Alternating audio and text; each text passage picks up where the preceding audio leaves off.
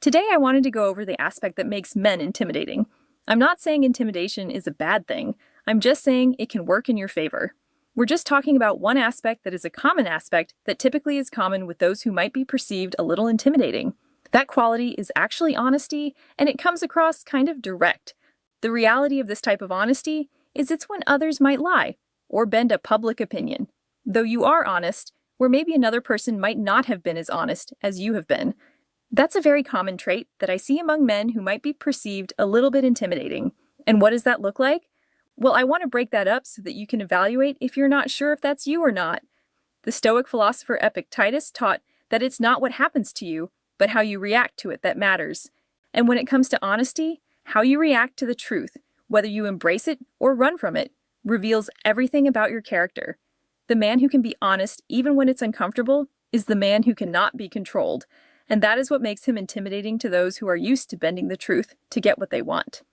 The first one is actually, it doesn't necessarily mean that you're not nice. See, this is the part that a lot of people think. People think this person who's intimidating is very mean. And you might think, well, I'm not mean, so there's no way that this can be perceived. It's not like that. Actually, it's the opposite. You are genuine and kind when that's how you truly feel. However, if that's not how you feel, you're not going to sugarcoat it. That's what I mean by genuine honesty. So, you are nice. You're actually very nice because you're honest about it. You're genuine about how you feel about something, but a lot of times you guys have these narrations that come from simply trying to put yourself down. And this is a perfect example. You will say, well, I'm not intimidating, because you might associate intimidation with attraction, which it is, right? And you might say, I'm not intimidating because I'm very nice. But that's not the same thing. You being genuine can be very nice. But the example I want to give is something that I might see a lot. Let's say we have a man and a woman, and perhaps she's not the best cook, and you know it happens, right? And she tried her best, which we give credit where credit is due, right? But it doesn't taste that good. And so you are eating it, or this man is eating the food. And he might say something like, I can appreciate that you tried. And he's honest about this. I can appreciate you tried. To be completely honest, I don't really like it, but I still will eat it. Let's say he's being kind and honest. I still will eat it. I just want to be honest with you. I don't like it that much. I really don't want you to feel bad. I'm not knocking you for being a bad cook. I'm just telling you how I feel. He's not saying, oh my God, this is so bad. This is disgusting. Or he's not lying and saying, wow, this is the best thing I've ever eaten. He's treading lightly where he needs to. Of course, depending on your personality. This is an example. But he's still saying, I'm going to be honest, I don't like this. She might not take it well, or she might take it well because she appreciates him. But the reality is, he was not being unkind there. In fact, I would argue he was being very kind. Maybe my example sounded too kind. I don't know, but he definitely was honest. And isn't that a form of kindness? I think it is. And so that's an example that I think a lot of people miss. But it is quite true about honesty and being intimidating. The Roman Emperor Marcus Aurelius wrote that the soul becomes dyed with the color of its thoughts. When you are honest, your soul is dyed with the color of integrity. And that integrity is what makes you stand out in a world full of people who are too afraid to say what they really mean. And standing out, especially when you're being authentic, is intimidating to those who hide behind masks. The next one is that you own up to your mistakes, but you don't let them take over or weigh you down. You accept them, you work on it, and you move on. Why is this intimidating? Because a person who doesn't do this, they will feel a little jealous and intimidated that you're able to take it so easily. A lot of people who don't change or own up to their mistakes, it's because they actually inwardly will beat themselves up over it, for lack of better words, and you don't do that. So you're able to change and become a better person. That means you're able to be better for better opportunities, be better for higher quality partners, and you're able to have a more higher quality life, a better sense of well-being. And a lot of people, the majority of the reason why so many people can be unhappy or unsatisfied is because their perspective of their quality of life is less than their perception of what they want it to be. And so, if you have a quality of life that they wish they had because you're able to own up to your mistakes, which is part of increasing that quality of life in actuality, you will be intimidating. You'll be someone that maybe a woman might think, oh, I can't meet his standard. I don't know how to do that. He's not going to think I'm good enough. Maybe some career opportunities, it might be intimidating. It's very similar to if somebody think about it from this perspective. If you're hiring somebody to be your administrative person, So let's say you're hiring an administrative person, right? And that administrative person has more qualifications than you do. You might have a job for them, but it's definitely not the administrative role. But if you're feeling like, oh, this person has more than me, they're better than I am, you might feel I'm a little intimidated. Maybe you will still offer them a better position, but you will still have a feeling that you notice they're overqualified. And that is exactly why people might feel like that. If you are owning up to your mistakes, you can come across overqualified to a lot of people in the dating pool. Seneca wrote that true happiness is to enjoy the present without anxious dependence on the future. When you own up to your mistakes and move on, you are not anxiously dependent on the past. You are present, grounded, and free. And that freedom is what makes others feel like they can't keep up with you because they're still trapped in their own guilt and shame while you've already moved forward. The next one is you expect things from other people, whether it be change or certain treatment. Remember we had mentioned just like less than a couple seconds ago, you own up to your mistakes, but that means you also hold people to that standard as well. You expect things from other people. You expect women to show up. You expect them to change. You expect them to take accountability. You expect your friends to take accountability. You expect your employees to take accountability. You expect your boss to take accountability because that's what you do for yourself.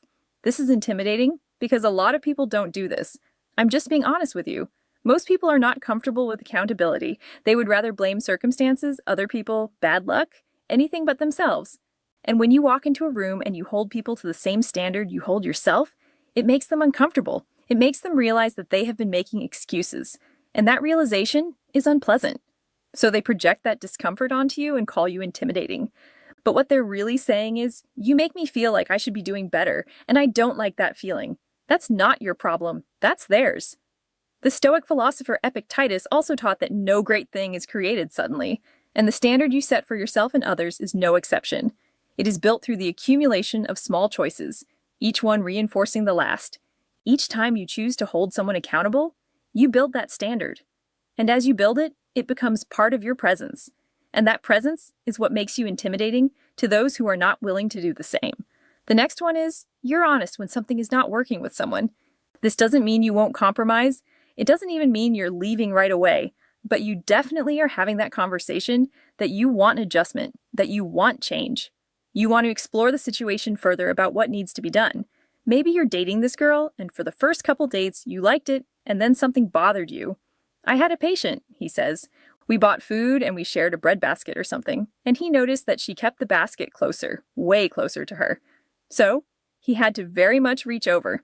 Example. Okay, but this is things I've seen in my calls, and that is something where he feels like, oh, to me that makes me feel like she's a little selfish, right? She keeps the basket like to herself, and it's almost as if it's just for her even though it's a shared breadbasket, and that immediately made him feel like, okay, this is something I want to explore in the sense, do I want to be with this person? Is she a selfish person? Might have a conversation about it. Hey, I noticed this. I don't know if he might not even say that specific thing. Or he might call it out and say, I noticed that this is something that we have a different perspective of. I'm a very generous guy. I like to give, but I also don't want to be a person where I'm always giving. What is your perspective on this? I noticed this. Do you have an explanation for this? What's your perspective on this? He's honest. When something's not working. I feel like we're very different people. Can you elaborate? Right. And then he's able to make a decision. Marcus Aurelius wrote that you have power over your mind, not outside events. When you are honest about what's not working, you are exercising that power. You are not letting the situation control you. You are addressing it head on. And that directness is what makes you intimidating to people who prefer to sweep things under the rug. The next one is he'll speak up when somebody crosses a boundary, even when the other person might be upset, because he's not really looking for an outcome. He's just looking for himself to be seen and understood, not from a way where he needs other people's validation. Even though he can understand that validation is powerful in certain times, but that's not really the main issue. He's just saying, hey, this was crossed and I don't want it to happen again. And I want you to be aware of that because it might be a mistake, or maybe it wasn't your fault. But if I don't say it, you won't know. So that's why I'm saying it. He's able to clarify. This is one of the most intimidating qualities a man can have, because it shows that he is not afraid of conflict. He's not afraid of being disliked. He's not afraid of the other person's reaction. He's simply stating what he needs and moving on. Most people avoid conflict at all costs. They would rather be uncomfortable in silence than speak up and risk making things awkward. But the man who speaks up when a boundary is crossed is the man who cannot be pushed around. And that is intimidating to people who are used to getting their way by making others uncomfortable. Seneca wrote that it is not that we have a short time to live, but that we waste a lot of it. When you waste your time staying silent about boundaries being crossed, you're wasting the opportunity to build a life of respect and authenticity. But when you speak up, you reclaim your time, your energy, and your dignity, and that is what makes you intimidating. And the last one is that this person is open and honest when they like someone, and also when you don't. So if you mention, I don't really like this girl, I'm not interested. Or you might say, I actually feel like this friendship is something more, and I'm starting to think that we have a connection. What's your perspective? Because I would like to explore that with you. This is the final piece of the puzzle. The man who can be honest about his feelings, whether they are positive or negative, is the man who cannot be manipulated. He doesn't play games. He doesn't leave people guessing. He doesn't string people along because he's afraid of confrontation. He says what he means, and he means what he says. And that is rare. And because it's rare, it's intimidating. Most people are terrified of being honest about how they feel. They're afraid of rejection, of judgment, of the other person's reaction. So they hide behind ambiguity, mixed signals, and silence. But the man who is honest about his feelings is the man who knows his worth. He knows that he deserves clarity, and he gives it to others because he respects them enough not to leave them wondering. That kind of respect is intimidating to people who are used to being treated with less. The Stoic philosopher Epictetus also taught that no great thing is created suddenly, and the ability to be honest about your feelings is no exception. It is created through the accumulation of moments where you choose to speak your truth even when it's uncomfortable, and as you build that ability, it becomes part of your presence. And that presence is what makes you intimidating to those who are not willing to do the same. So, I hope this video was helpful to somebody. Please like, subscribe. I'll see you in the next one. The reality is intimidation isn't about being mean or aggressive. It's about being so grounded in your own truth that others can't help but feel the weight of your presence. And that weight is what makes you attractive, not just to women, but to everyone who values authenticity. Because in a world full of people who are too afraid to be real, the man who is real is a rare and precious thing. Be that man. Build that life and watch how everything changes. The Roman Emperor Marcus Aurelius wrote that the soul becomes dyed with the color of its thoughts. When you cultivate thoughts of honesty, integrity, and self-respect, your soul reflects that. And people will see it. They will feel it. And they will be drawn to it. Because in a world of men who are afraid to speak the truth, a man who is honest is a rare and precious thing. Be that man. Build that life and watch how everything changes.